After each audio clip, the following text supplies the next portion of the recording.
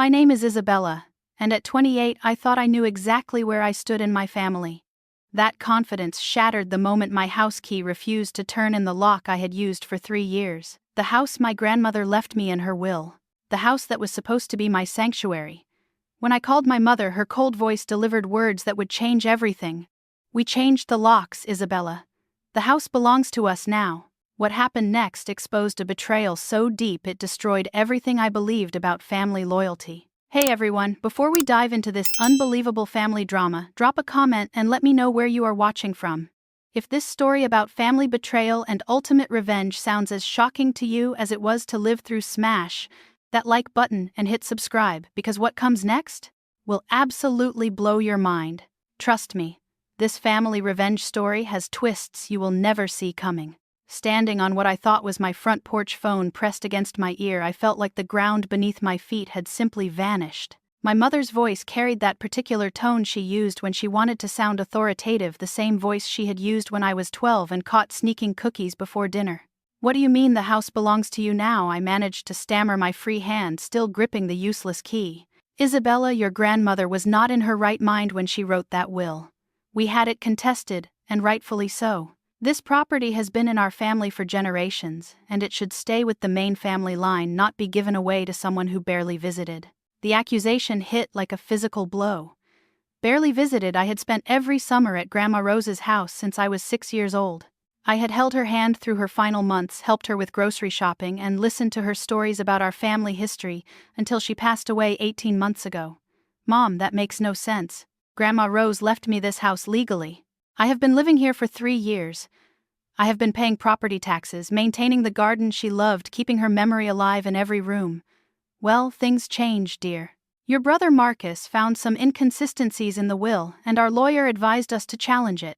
Turns out there were some irregularities in how the document was witnessed. The probate court agreed with us." Marcus. Of course it was Marcus. My golden child brother who had moved to California 5 years ago to pursue his dreams of becoming a tech entrepreneur, who had missed Grandma's funeral because he was at some networking event, who had not called our grandmother once in the 2 years before she died. "You cannot just take my home," I said, my voice rising despite my efforts to stay calm. "I have rights. I have been living here legally." "Actually, we can, and we did. The court ruling was finalized last week. We have been meaning to tell you, but you know how busy things get. We figured you would figure it out when you tried to get in tonight." The casual cruelty of that statement took my breath away. They had been meaning to tell me. They figured I would just figure it out. I sank down onto the porch steps, the same steps where Grandma Rose used to sit and watch hummingbirds visit her feeder. Where am I supposed to live? All my things are in there. My clothes, my furniture, my photos, everything I own is in that house. "Oh, do not be so dramatic, Isabella. We boxed up your personal items. They are in the garage. You can pick them up tomorrow. As for living arrangements, well, you are 28 years old. You should have your own place anyway." The phone call ended with a dial tone that seemed to echo in the evening air. I sat on those porch steps until the automatic sprinkler system came on, the same system I had repaired myself just last month. Water droplets caught the light from the street lamp, creating tiny rainbows that Grandma Rose would have called magic. That night, I drove to my best friend Sophia's apartment across town. Sophia and I had been friends since college, and she was the kind of person who asked no questions when someone showed up at her door at 10 p.m. with red eyes and a story that sounded like something from a daytime soap opera. "They did what now?" Sophia said, handing me a cup of tea and settling onto her couch beside me. I explained everything again, watching her expression shift from confusion to disbelief to pure rage. "Isabella, that is not legal. You cannot just contest a will 3 years after someone dies and expect to win. There are time limits on that stuff. And even if there were irregularities, you would have been notified of the court proceedings. You would have had a chance to defend your claim."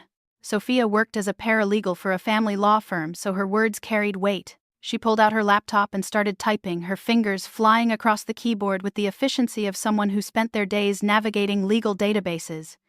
"Here," she said, turning the screen toward me. "In this state, will contests must be filed within 6 months of probate, unless there are extraordinary circumstances.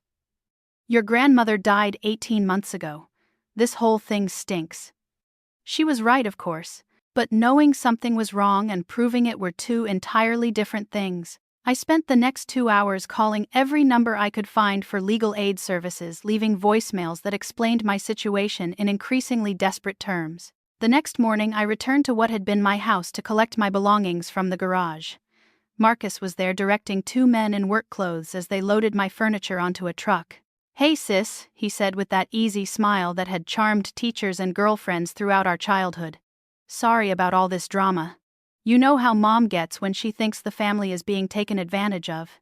Taken advantage of. Marcus. Grandma Rose left me this house because she wanted me to have it. She told me 100 times how much it meant to her that I cared about our family history. "Come on, Isabella." Grandma was getting a little confused toward the end. "Mom thinks maybe you influenced her, somehow made her feel like you deserved the house more than the rest of us." The suggestion that I had manipulated our elderly grandmother made my stomach turn. Marcus continued talking, but I barely heard him. I was too busy noticing details I had missed the night before. The lock on the front door was not just changed, it was completely different. Instead of the antique brass lock that Grandma Rose had polished every week, there was now a modern steel deadbolt. But more than that, I noticed the garden. Grandma's prized rose bushes, the ones she had tended for 40 years, were gone. In their place was fresh sod and a sprinkler system that definitely had not been there yesterday. "Where are the roses?" I asked Marcus, interrupting whatever he had been saying about family unity. "Oh, those old things, Mom had them removed. She wants to modernize the landscaping, maybe put in a pool. Those old things." Grandma Rose had named every single one of those roses. She had grafted some of them herself, creating varieties that existed nowhere else in the world. She had shown me how to prune them, how to protect them from pests, how to encourage new blooms. Standing in that driveway, surrounded by boxes that contained the remnants of my life, I realized this was not just about a house or even about money. This was about erasing Grandma Rose's memory, about rewriting our family history to exclude the inconvenient truth that she had chosen me. That afternoon, sitting in Sophia's living room with legal documents spread across her coffee table, I felt something shift inside me. The grief and shock were still there, but underneath them was growing something much colder and infinitely more useful: pure, crystalline rage. "Look at this," Sophia said, holding up a document she had printed from the county records office. "The deed transfer is dated last Tuesday, but according to this court filing, the will contest was supposedly resolved last Friday. Isabella, they transferred the deed before the court case was even closed." I studied the papers, noting discrepancies that my paralegal friend was trained to spot, dates that did not align, signatures that looked suspiciously similar, a court case number that, when Sophia called to verify it, did not exist in the system. "This is fraud," I said quietly. "They committed fraud to steal my house." "It looks that way to me too. But proving it is going to be complicated. We need evidence, and we need a lawyer who specializes in probate fraud." I thought about the money in my savings account. After 3 years of living in Grandma's house, I had been able to save most of my salary from my job at the marketing firm. It was enough for a security deposit on an apartment, maybe enough for a few months of legal fees, but not enough for the kind of prolonged court battle this might require. "There has to be another way," I said, more to myself than to Sophia. That night I could not sleep. I kept thinking about Marcus's easy smile, about the way he had dismissed Grandma's roses as old things. I thought about my mother's casual cruelty, the way she had let me discover their theft by trying and failing to get into my own home. But mostly, I thought about the pattern I was finally beginning to see. This was not the first time my family had rewritten history to suit their needs. When I was in high school and won a scholarship to study abroad, my mother had convinced me not to go because it would be selfish to leave the family during a difficult time. The difficult time, I later learned, was Marcus getting arrested for underage drinking, and my mother wanted me home to help manage the fallout. When I graduated college with honors and got a job offer in New York, my mother had guilted me into staying local by claiming Grandma Rose needed me. It turned out Grandma Rose was perfectly fine and would have loved to visit me in New York. My mother had simply wanted me close enough to help with family obligations, while Marcus pursued his dreams 3,000 miles away. The next morning I called in sick to work and drove to the public library. I spent 8 hours researching property records, court filings, and fraud investigation procedures. What I discovered made my blood run cold. This was not Marcus's first fraudulent scheme. In California, he had been involved in a business deal that had collapsed under accusations of forged documents. The case had been settled out of court, which meant no criminal charges, but the civil judgment against him was substantial. substantial enough that he might be desperate for money. More disturbing was what I found about my mother's finances. She had taken out a second mortgage on her own home 6 months ago. Property taxes on Grandma's house had not been paid in over a year, despite the fact that I had been faithfully sending her checks every month, thinking she was handling the payments as she had promised. My family was broke and they had stolen my inheritance to solve their money problems. But knowledge was power, and power was exactly what I needed. I drove to the law office where Sophia worked and asked to speak with her boss, Daniel Martinez. Daniel was a partner in the firm who specialized in estate fraud, and Sophia had mentioned that he sometimes took cases on contingency if the evidence was strong enough. Daniel was a serious man in his 50s who listened to my story without interrupting. When I finished, he leaned back in his chair and studied the documents I had brought. "This is interesting," he said finally. "The fraud is obvious, but proving it in court could take months. However, there might be a faster way to resolve this." He explained that property fraud was a criminal matter, not just a civil one.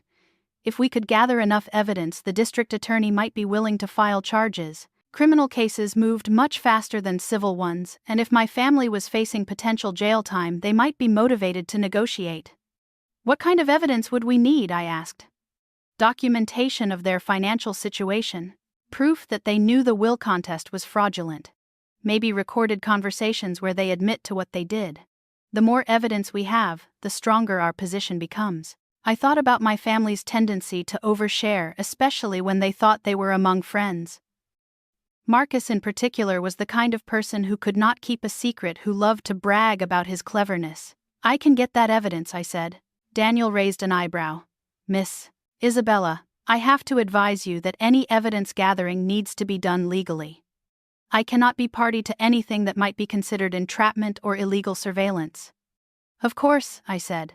"Everything will be completely legal." That evening I made a phone call I had been dreading.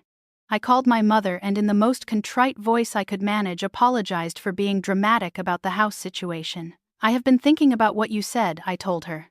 "Maybe you are right. Maybe Grandma was not thinking clearly when she wrote that will. I just wish I had understood what was happening. I feel like I was blindsided." My mother's tone immediately softened. She loved being right, and she especially loved being acknowledged as right. "Oh, sweetheart, I am so glad you are seeing this reasonably. It was hard for all of us, but sometimes families have to make difficult decisions. Marcus found some very concerning irregularities in that will, and our lawyer said we had no choice but to act." "What kind of irregularities?" I asked, injecting just enough curiosity into my voice to sound genuinely interested rather than suspicious. "Well, the witnesses' signatures looked questionable. And the timing was strange too. Grandma signed it just 2 weeks before she died when she was on all those pain medications. Marcus thinks she might not have even understood what she was signing. Every word was a lie. Grandma Rose had signed her will 8 months before she died when she was still sharp and healthy. I knew because I had driven her to the lawyer's office myself, but I kept my voice neutral as I responded. "That does sound concerning. I am glad Marcus was looking out for the family's interests. Maybe we could all get together this weekend. I would love to hear more about what he discovered, and I think it would be good for us to clear the air about everything." "That sounds wonderful, dear. Why do not you come to Sunday dinner? We can put all this unpleasantness behind us." Sunday dinner at my childhood home felt like walking into a trap I had set for myself, but I arrived with a small recording device tucked into my purse and a plan that had been carefully rehearsed with Daniel Martinez and Sophia. The house looked exactly the same as it had during my childhood: beige walls, family photos arranged in precise rows, and the smell of my mother's pot roast filling the air. Marcus was already there, lounging in the living room with a beer in his hand, looking every inch the prodigal son who had returned to save the family. "Isabella," he said, standing to give me a hug that felt performative rather than genuine. "I am so glad we are doing this. Family is everything, right?" My mother emerged from the kitchen, wiping her hands on a dish towel and smiling in a way that did not quite reach her eyes. "I am so proud of you for being mature about all this, sweetheart. I knew you would come around once you had time to think clearly." We sat down to dinner, and for the first 20 minutes the conversation stayed safely on neutral topics. Marcus talked about his latest startup idea, something involving artificial intelligence and food delivery that sounded both complicated and pointless. My mother discussed her garden club and complained about the neighbor's dog, but I knew my family well enough to know that neither of them could resist bragging once they felt comfortable. I just had to wait. You know, I said as my mother served dessert, I keep thinking about what you said about Grandma's will. I feel so naive for not noticing the irregularities myself. I mean, I was there when she signed it, but I guess I was not paying attention to the details. Marcus leaned forward, clearly eager to share his expertise. Oh, Isabella, you would not have noticed. These things are subtle. The witness signatures were the biggest red flag. One of them was supposedly signed by Mrs. Henderson from next door, but when our lawyer tracked her down, she swore she never witnessed any will. That was interesting because Mrs. Henderson had moved to Florida 2 years before Grandma Rose died, which my family knew perfectly well. They had not tried to contact her at all. They had simply forged her signature and counted on the fact that she was too far away to contradict their story. Wow, I said, trying to sound impressed rather than disgusted. How did you even think to check on that? Well, Marcus said, clearly warming to his subject when we realized how much the house was worth. I figured we should make sure everything was legitimate. I mean, that property is worth at least $400,000, maybe more if we renovate. It seemed weird that Grandma would just give away that kind of money to someone who was not even a direct heir. My mother shot him a warning look, but Marcus was too caught up in his own cleverness to notice. Of course, we had to be careful about how we handled the challenge, he continued. Our lawyer said the best approach was to question Grandma's mental capacity when she signed the will. We got her medical records and they showed she was on some pretty heavy pain medication right around that time. Another lie. The medical records would show no such thing because Grandma Rose had not been on pain medication 8 months before her death. But they were counting on the fact that I would not have access to those records myself. It must have been expensive to hire a lawyer for something like that, I said carefully. Oh, it was, my mother said, jumping into the conversation. But Marcus covered the legal fees. He said it was an investment in our family's future. Marcus smiled proudly. It was worth every penny, especially since we caught the problem before Isabella had time to sell the house or do something else that would have been hard to reverse. The casual way he talked about preventing me from selling my own property made my skin crawl, but I kept my expression neutral. I just feel terrible that Grandma's last wishes were not clear, I said. Do you think she really did not understand what she was doing?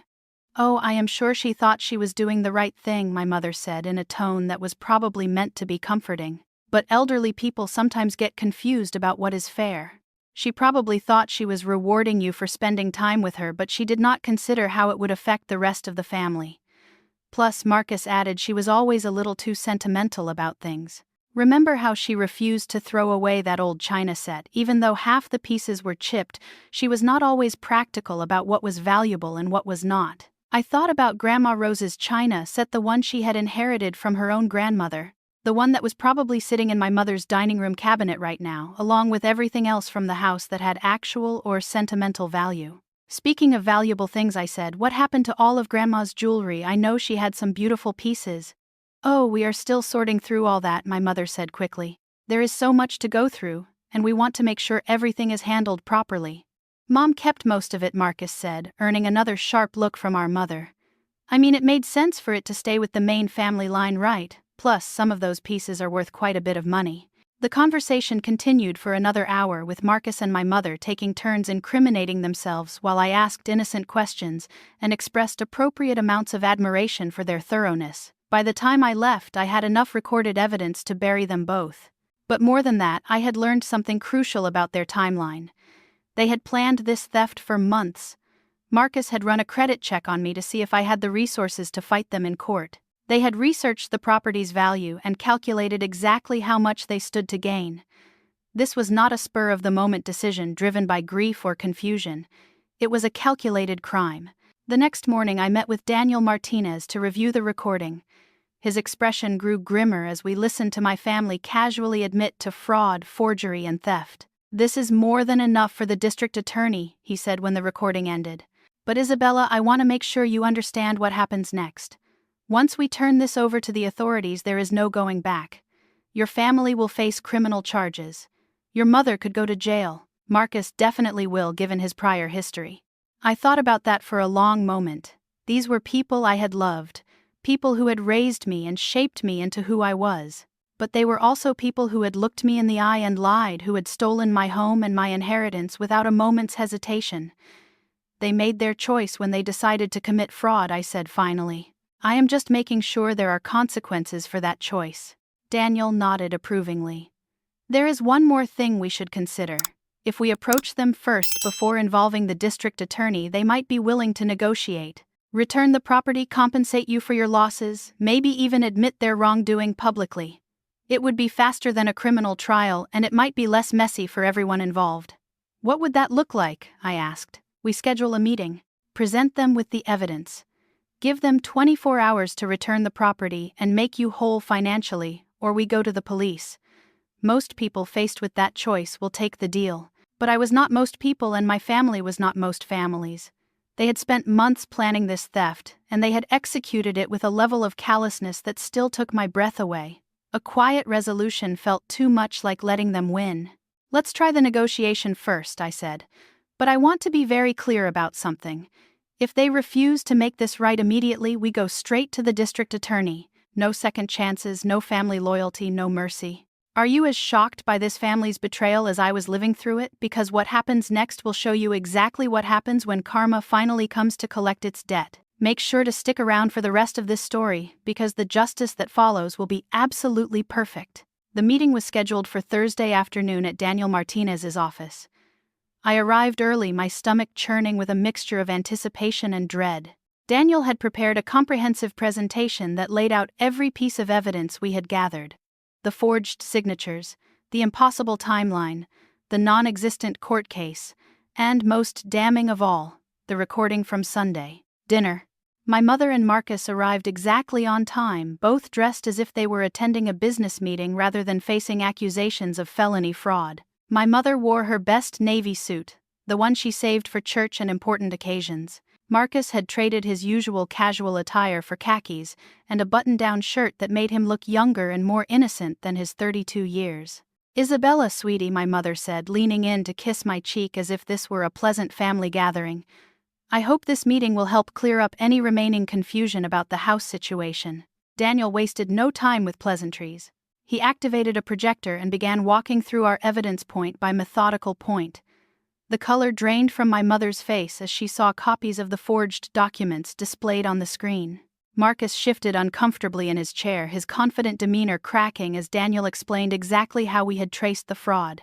"This is ridiculous," Marcus said when Daniel paused between slides.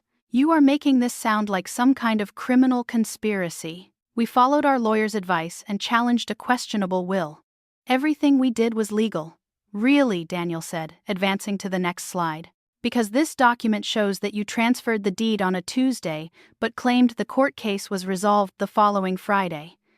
That's impossible unless you have access to time travel." He continued the presentation, showing bank records that proved Marcus's financial desperation, property records that contradicted their timeline, and witness statements that demolished their claims about Grandma Rose's mental capacity. But the moment that truly broke them was when Daniel played the recording from Sunday dinner. Hearing their own voices casually discussing the forgery, the fabricated court case, and their plans to profit from the stolen property seemed to physically diminish them. My mother actually seemed to shrink into her chair. "Where did you get that?" Marcus demanded, his voice rising with panic. "Your sister recorded your conversation on Sunday," Daniel said calmly, "which in this state is perfectly legal since she was a participant in the conversation." "You recorded us," my mother said, turning to look at me with an expression of hurt betrayal that would have been laughable if it were not so hypocritical. "I documented a confession," I said, my voice steadier than I felt. "Just like you documented forged signatures and fabricated court cases." Daniel gave them a moment to absorb the full scope of their situation before delivering his ultimatum. "Here are your options. You have 24 hours to return full ownership of the property to Isabella, compensate her for all damages, including legal fees and emotional distress, and provide a written confession detailing exactly what you did. If you agree to these terms, we will handle this as a civil matter." "And if we refuse?" Marcus asked, though his voice suggested he already knew the answer. "Then we take everything you just saw to the district attorney's office. Property fraud is a felony in this state. With your prior record in California, Marcus, you would be looking at significant prison time. And Patricia, as a co-conspirator, you would face the same charges." My mother started crying then, not the gentle tears of remorse but the ugly, desperate sobs of someone who had finally realized the consequences of their actions. Marcus, meanwhile, had gone completely white. "This is insane," he said. "We are family. Family does not do this to each other." The irony of that statement was so profound that I actually laughed. "You are absolutely right, Marcus. Family does not steal from each other. Family does not forge documents and commit fraud. Family does not casually destroy someone's life and then act surprised when there are consequences." "But we can work this out," my mother said through her tears. "We do not need lawyers and threats. We can sit down and figure out something that works for everyone." "We tried that approach," I said. "I tried calling you when my key did not work. Remember, I tried trusting you when you said Grandma's will was questionable. I tried believing that you had my best interests at heart. But you lied about everything." Daniel handed them a folder containing copies of all our evidence and a detailed summary of the restitution terms. "You have until 5 p.m. tomorrow to decide. If I do not hear from you by then, we proceed with criminal charges." After they left, I sat in Daniel's office feeling simultaneously vindicated and empty. For months, I had been the victim of their scheme. Now suddenly, I held all the power. It was a strange sensation. "How do you think they will respond?" I asked Daniel. "Honestly, I think they will try to negotiate. Marcus understands the legal system well enough to know that a felony conviction would ruin his life. Your mother is probably terrified of going to prison. They will try to minimize the damages, maybe claim they were confused or misguided rather than deliberately criminal. And if they do not, then we destroy them in court. The evidence is overwhelming, Isabella. There is no scenario where they walk away from this unscathed." That evening, Sophia came over with Chinese takeout and a bottle of wine. We sat on her couch picking at lo mein and processing everything that had happened. "How do you feel?" she asked. "Tired," I said honestly. "Angry, vindicated, scared. Like I just declared war on my own family." "They declared war on you first," Sophia pointed out. "You are just fighting back." She was right, of course. But knowing something intellectually and feeling it emotionally were two different things. These were people I had loved, people whose approval I had spent my entire life seeking. Destroying them felt necessary and terrible at the same time. My phone rang at 9 p.m. It was my mother. "Isabella, sweetheart, can we talk? Just you and me without lawyers?" "No, Mom. Any communication needs to go through Daniel. Please, honey. I know you are angry, but we can fix this. We do not need to involve the police or make this into some big legal battle. Can you just come over so we can talk face to face? The time for talking was when you stole my house," I said. "You have until 5 p.m. tomorrow to respond to our offer.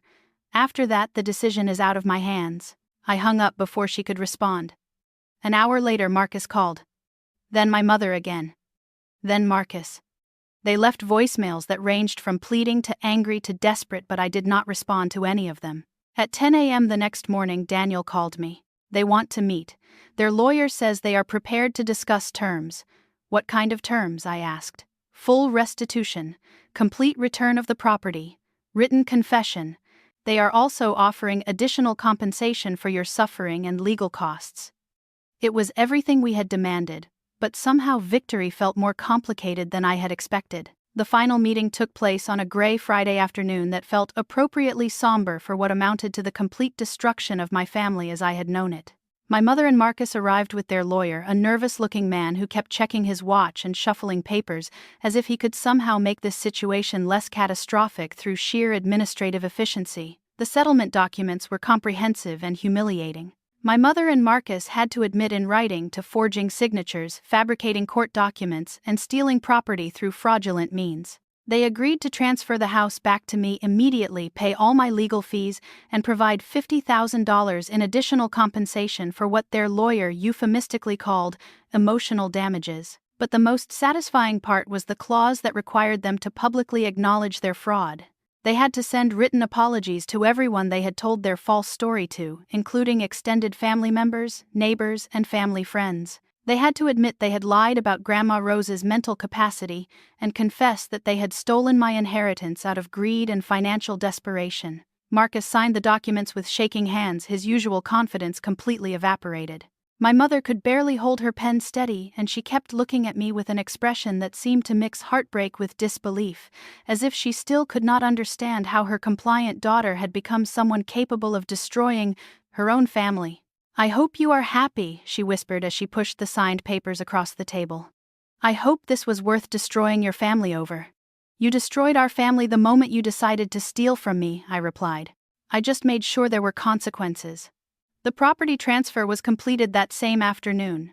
By 5 p.m., I was standing in the front yard of my grandmother's house, holding a new set of keys and watching Marcus load boxes into a moving truck. They had been living in the house for less than 2 weeks, but somehow they had managed to make it feel foreign and wrong.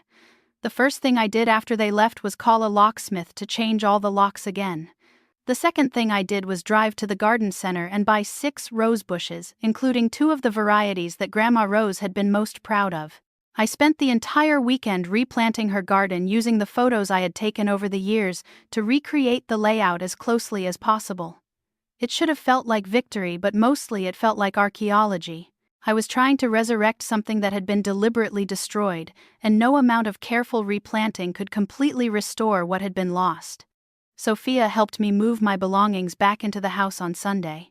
As we carried boxes from room to room, I kept discovering small violations that my family had committed during their brief occupation.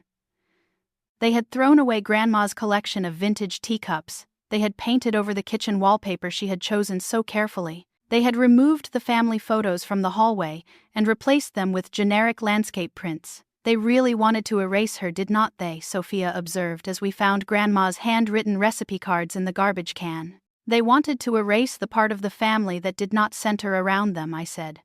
Grandma Rose represented a different set of values. She believed in rewarding loyalty and kindness, not just blood relation. That was threatening to them. The public apologies began appearing that week. My mother posted a formal statement on her social media accounts, admitting that she had made serious errors in judgment regarding her late mother's estate and acknowledging that I was the rightful heir to the property. Marcus sent similar messages to his friends and business contacts, though his version was more focused on his own victimization and poor decision-making than on the harm he had caused me. The response from our extended family was swift and decisive. My Aunt Carol, Grandma Rose's younger sister, called me within hours of seeing my mother's public confession. "Isabella, honey, I am so sorry this happened to you," she said. "I always wondered how your mother could afford that new car and the vacation to Europe right after your grandmother died.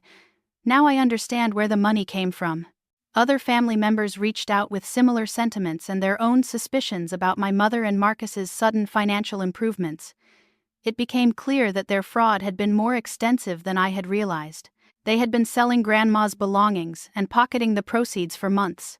But the most devastating consequence came from Marcus's business world. The public admission of fraud destroyed his credibility with investors and partners. 2 of his ongoing projects collapsed within days of his confession becoming public. His startup dreams were over, probably permanently. My mother faced her own professional consequences. She worked as a bookkeeper for several small businesses, and none of them felt comfortable employing someone who had publicly admitted to financial fraud. She lost 3 clients in the first week alone. The $50,000 in damages they had paid me came from Marcus liquidating his entire investment portfolio. The legal fees consumed most of their savings. Within a month of our settlement, they were both facing serious financial hardship, but perhaps the most painful consequence was the complete breakdown of their relationship with each other. Marcus blamed my mother for pushing him into the scheme. My mother blamed Marcus for being reckless with the execution. Both of them blamed me for refusing to quietly accept their theft. I learned about their mutual recriminations through my Aunt Carol, who had maintained relationships with both sides of our fractured family. Marcus had apparently accused my mother of being obsessed with proving she was the favorite child even decades after Grandma Rose's death. My mother had responded by pointing out that the whole plan had been Marcus's idea from the beginning. "They are both miserable," Carol told me during one of our weekly phone calls. "Your mother keeps asking if I think you would ever forgive them. Marcus keeps insisting that he was just trying to protect the family's interests. Neither of them seems to understand that what they did was unforgivable." The truth was more complicated than Carol realized. Part of me did want to forgive them, wanted to find a way to rebuild our family relationships. But forgiveness required genuine remorse, and neither my mother nor Marcus seemed capable of truly understanding the scope of their betrayal. They had not just stolen my house or my money, they had stolen my faith in family loyalty. They had taught me that the people I trusted most in the world were willing to destroy me for their own benefit. That lesson could not be unlearned, no matter how much I might want to return to the innocence I had lost. Living alone in Grandma Rose's house, surrounded by the garden I had replanted and the memories I was trying to preserve, I finally understood what she had been trying to tell me when she left me her most precious possession. Family was not about blood relations or legal obligations. Family was about choosing to love and protect each other even when it was difficult or inconvenient. My mother and Marcus had failed that test spectacularly. But in doing so, they had taught me to recognize real family when I found it. 6 months after reclaiming my grandmother's house, I was hosting Thanksgiving dinner for the first time in my life. The guest list would have seemed strange to the version of myself who had existed before this whole ordeal began. Sophia and her boyfriend Jake, my Aunt Carol, and her teenage daughter Emma, Daniel Martinez and his wife Rosa, and 3 neighbors who had become genuine friends during the months when I was fighting to save Grandma Rose's legacy. The dining room table was set with Grandma's rescued china, the pieces my family had not bothered to steal because they were chipped or mismatched. I had spent weeks tracking down replacement pieces on eBay and at antique shops, not because the set needed to be perfect but because the act of restoration felt important. Every repaired crack was a small victory against the vandalism my family had committed. Carol arrived early to help with cooking, and we spent the afternoon preparing dishes from Grandma Rose's handwritten recipe cards, the ones I had rescued from my mother's garbage can. As we worked, Carol shared stories about their childhood that I had never heard before, filling in details about our family history that my mother had conveniently omitted. "Your grandmother always said you had her spirit," Carol told me as we basted the turkey. "She used to worry that your mother would try to dim that light in you, make you smaller to suit her own needs. I think she would be proud of how you fought for yourself." Emma, who was 17 and fiercely intelligent, had become an unexpected ally in my quest to document our family's real history. She had helped me organize Grandma Rose's photographs and letters, creating a digital archive that preserved stories my mother would have preferred to forget. "I found something interesting," Emma said, pulling out her laptop during dinner. "Remember those property records you asked me to research? I traced the ownership of this house back to 1856. Your great-great-grandmother bought this land with money she saved from taking in laundry. No man's name on the deed, just hers." The revelation that our family had a tradition of strong, independent women was exactly the kind of detail my mother would have considered irrelevant or inappropriate. But it explained why Grandma Rose had been so determined to leave the house to someone who would honor its history rather than simply profit from its sale. Daniel and Rosa brought their twin daughters, 6-year-old girls who were fascinated by the rose garden and wanted to know the name of every variety. I found myself telling them the same stories Grandma Rose had told me about the flowers she had grafted and nurtured over the decades. The girls listened with the kind of intense attention that suggested they understood they were receiving something valuable. After dinner, as we sat around the living room sharing dessert and stories, I felt a profound sense of peace that had been missing from family gatherings for as long as I could remember. There was no undercurrent of competition or judgment, no careful navigation of old grudges or unspoken resentments.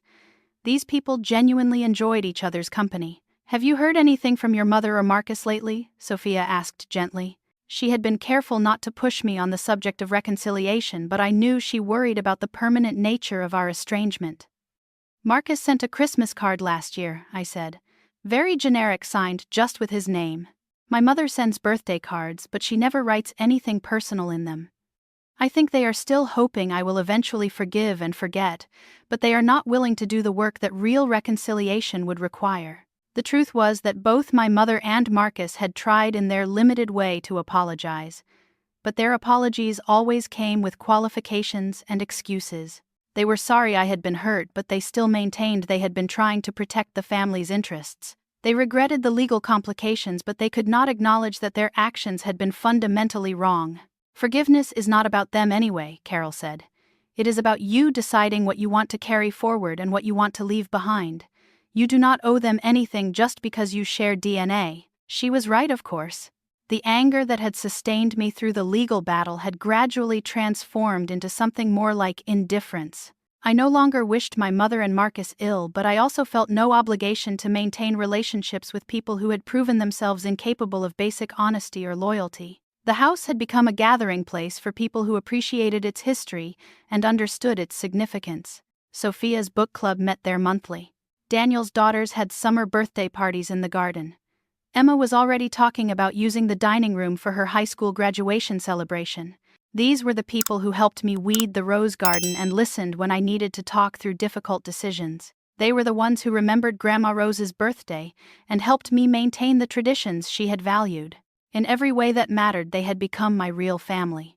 The financial settlement from my mother and Marcus had allowed me to make improvements to the house that honored its character while addressing practical needs. I had updated the electrical system and added central air conditioning, but I had been careful to preserve original details like the hardwood floors and the built-in bookcases that Grandma Rose had loved. I had also used some of the money to establish a scholarship fund at the local community college, awarded annually to students who demonstrated resilience in overcoming family adversity. The first recipient was a young woman whose parents had disowned her for refusing an arranged marriage.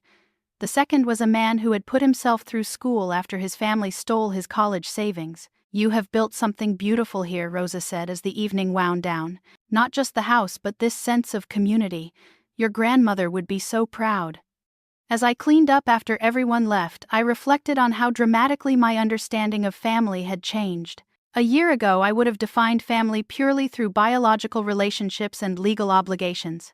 Now, I understood that real family was about mutual support, shared values, and the deliberate choice to show up for each other. The people who had stolen from me were still alive, still technically related to me, but they were no longer family in any meaningful sense. The people who had helped me rebuild were family, even though we shared no genetic material and had known each other for relatively short periods of time. Living through this family betrayal taught me that blood means nothing without loyalty, and loyalty means everything even without blood. Have you ever had to choose between family obligation and self-respect? Have you experienced the kind of betrayal that completely rewrites your understanding of who people really are? I would love to hear your stories in the comments below, because sharing these experiences helps all of us feel less alone in our struggles. If this story resonated with you, please hit that like button and subscribe for more real-life family drama stories. Share this video with anyone who needs to hear that it is okay to set boundaries with toxic family members, even when society tells you that family should come first. Thank you for watching, and remember that sometimes the family you choose is stronger than the family you are born into. Keep fighting for the life you deserve, and never let anyone convince you that loyalty should be unconditional when respect is not.